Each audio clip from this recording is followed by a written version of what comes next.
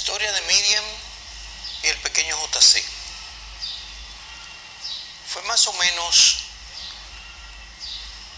en el año 21 antes de la era cristiana. Más o menos en el año 21 antes de la era cristiana, que nació Miriam. La familia de Miriam, Joacim y Ana, sus padres, eran unas personas de mucho trabajo, esfuerzo y dedicación. No eran pobres. La familia de Jesús, del niño Jesús, ninguna de sus raíces familiares fueron pobres. De hecho, es descendiente de David, uno de los hombres más poderosos de Israel. Pero su familia directa, como Joacim y Ana, eran personas de clase media, trabajadores, comerciantes, empresarios. De hecho, lo que le preocupaba a Joacim era que su esposa era estéril, y en esas condiciones era un gran problema para él. Le preocupaba el futuro. Lo que dice Salomón: duras tu vida entera trabajando y no sabes de quién será todo tu esfuerzo y tu trabajo. ¿Quién será que lo tomara? Un hombre serio y trabajador, y puede que un vago cualquiera tome lo tuyo. Le preocupaba mucho a él, o así estaba preocupado. Así que fue a la presencia de Dios y le llevó el problema para que le dé la solución. Y Dios le dijo que sí. Así que se alegró y esperó. Cuando llegó la época o el tiempo de parir, Ana dio a luz y fue una gran decepción para Joacim. Cuando la partera abrió, que saca el bebé, no encuentra qué decir, se quedó muda, porque se supone que la promesa fue un varón, un hijo varón para Joacim y Ana.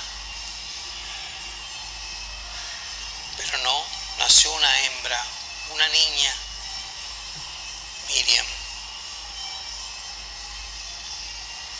Así que Ana se queda un poco vacía porque un niño varón la representaba, pero nació hembra. Joacim quedó devastado, totalmente destruido. Una niña, una hembra, sin un varón. La situación es peor todavía, porque entonces la hembra puede salir por ahí, tomar cualquier hombre, y toda la riqueza de su padre la va a usurpar y tener un cualquiera, un vago, un sinvergüenza, podría tomar toda la dote de su padre, solo porque nació mujer. Nadie va a cuidar a su madre cuando muera Joacim, porque la herencia y el poder se le entregaba al hombre, no a la mujer. La mujer no hereda, la esposa no hereda, la hija no hereda. Entonces, él preocupado, pensando que Miriam se va a casar posiblemente con uno de la familia de él, específicamente alguien que sea de su edad, que él sospechaba que era Eliezer, su primo, el primo de Miriam. Así preocupado, entonces fue que habló con José. Pero antes de eso, cuando la niña nace,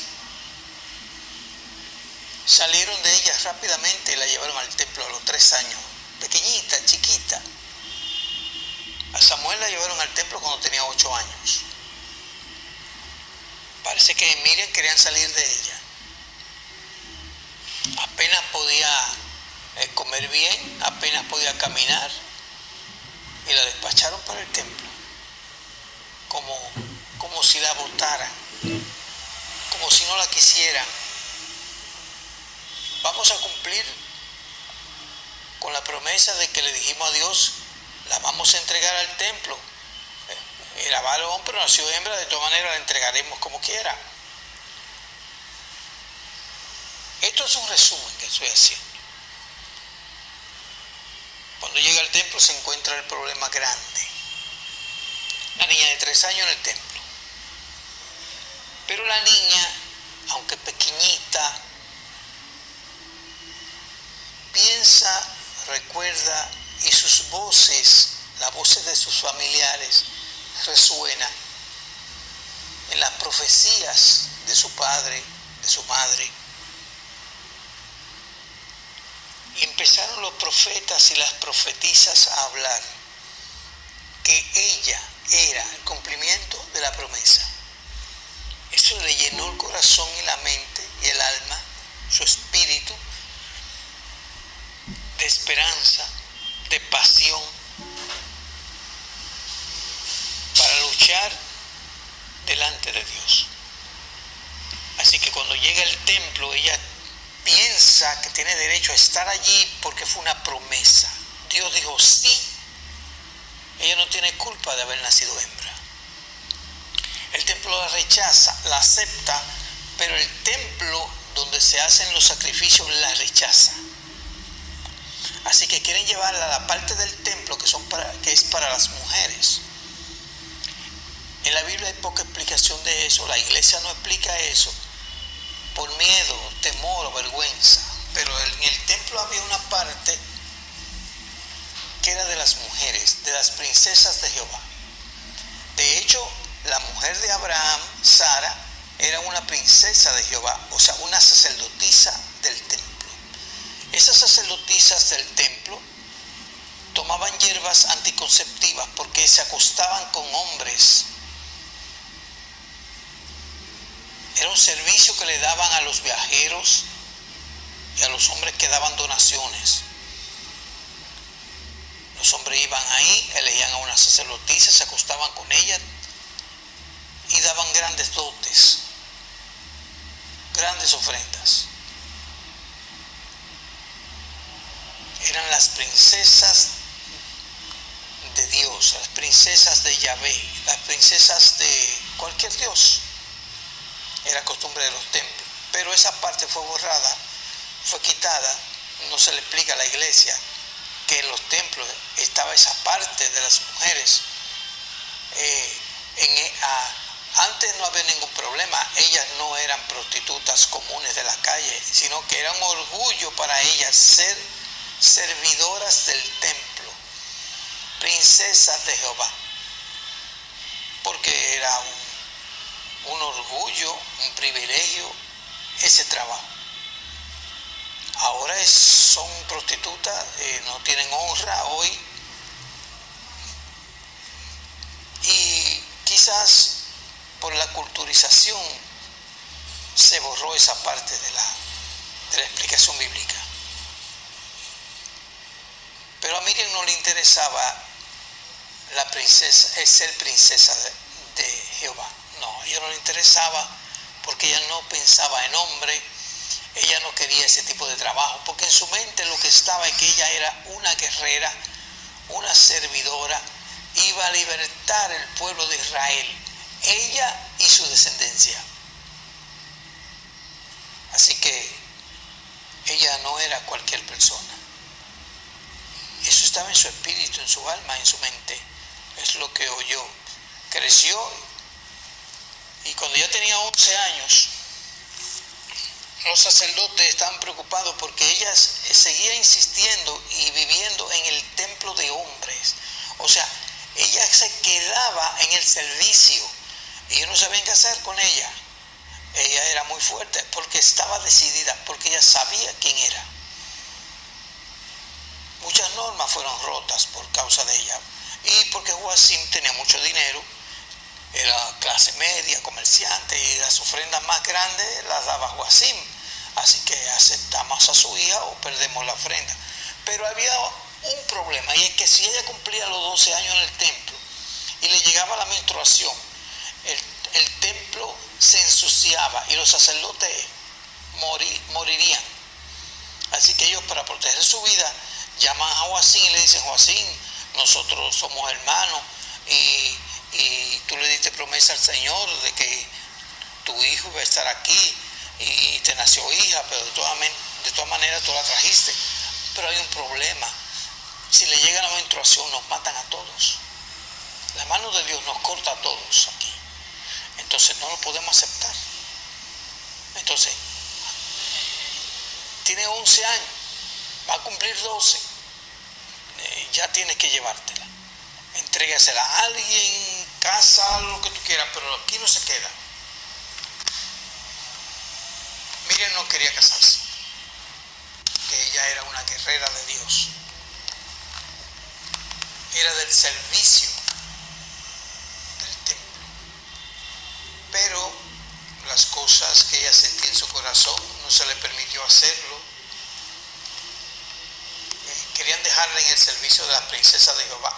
De ninguna forma lo iba a hacer, porque ella ni loca haría una cosa como esa. Y se la llevan para la casa y se la entregan a José. Se la entregan a José porque José era clase media también, tenía trabajos en Alejandría, tenía empleados, tenía una empresa de construcción. Tanto José como Joaquín, sus dos familias de Jesús, tenían dinero. Y para los que tienen duda, adelantaré la historia y le diré: no solamente su padrastro tenía dinero, no solamente su abuelo tenía dinero, sino que cuando él nació, los reyes, esos magos del oriente que llegaron, cuando él tenía 2 años, le entregaron de todo. Un cofre de oro. ¿Qué piensan? ¿Que lo que le trajeron fue un guillo que decía bienvenido? Fue un cofre, porque era costumbre de la dedicación de los reyes dar un cofre de oro al rey. Y ellos vinieron exactamente buscando un rey. Se lo dijeron a Herodes: Herodes, vinimos a honrar al rey. ¿Al rey? ¿Qué rey? El niño que nació, que es rey. Y ella armó el lío. Cuando llegan a la casa de Belén, que encuentran al niño, le entregan el tesoro, la dote del rey, un cofre de oro y varias cajas llenas de regalos, muchos regalos para la familia. Ellos no le llevaron un paquete de galletas, una Coca-Cola, o una corbata. No, era un regalo de verdad, digno de los reyes. Así que supongo que había oro suficiente para honrar a un rey.